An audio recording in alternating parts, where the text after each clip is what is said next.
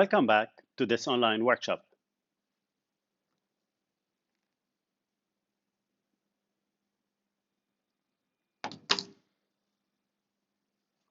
What I made now was an intentional act.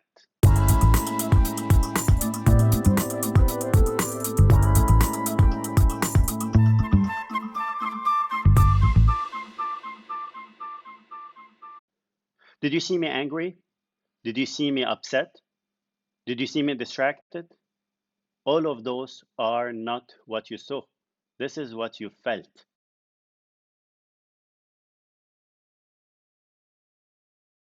And this is the topic of today.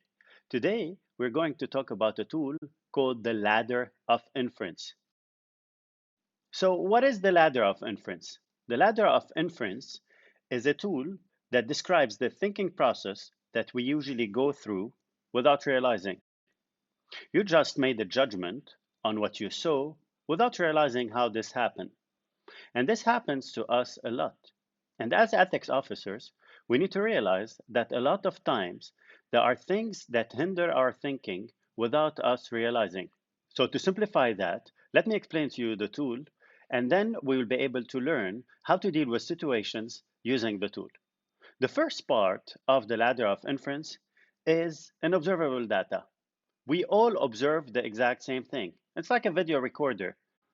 The difference between video recorders and humans is that we select data from the images that we see. After selecting the data, I start adding meanings to that data. And where do I bring the meanings? This is my own experience, my cultural background, and my beliefs. So, for example, you were walking down the street and you saw two persons. We all see the exact same thing. Some of you are going to notice that they're holding their hands and add meanings to that. The fourth part of the ladder of inference, and this is where it gets interesting, is I start making assumptions. Of course, the assumptions that I'm going to make are based on the meanings that I got from the data I selected. So if I added meanings and looked at those people that are holding their hands, I can make an assumption. I can make an assumption that those are lovers. After making the assumptions, I'll start drawing conclusions. And this is where my brain is going to start to believe the assumptions as if they were reality. Then what happens when I draw a conclusion? I will adopt a belief that every time I see people holding hands, that those people are lovers. And the wrong part in that is that a lot of times I take actions, and those actions are based on wrong assumptions based on the meanings that I've added.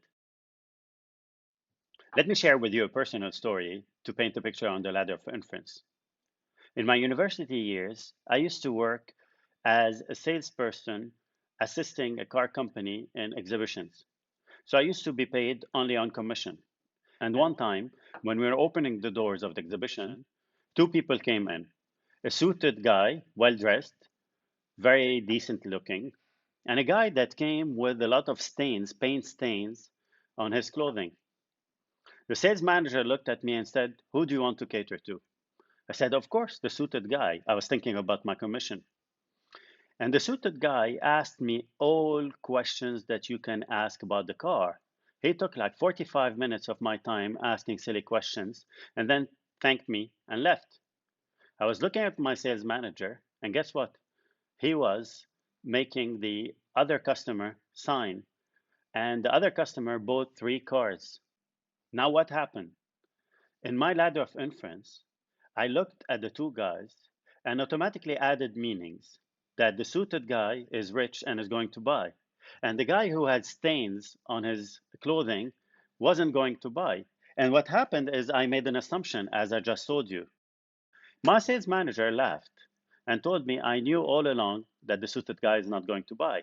And I said, "Why?"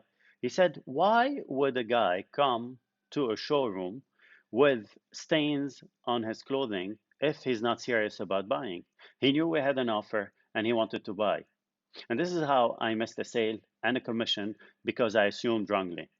Now, I want you to look again at the ladder of inference and think how many times Did we make mistakes in our actions because of something down the line that was wrong in our ladder of inference? As ethics officers, we have to really be careful about what meanings we add to incidents that we observe.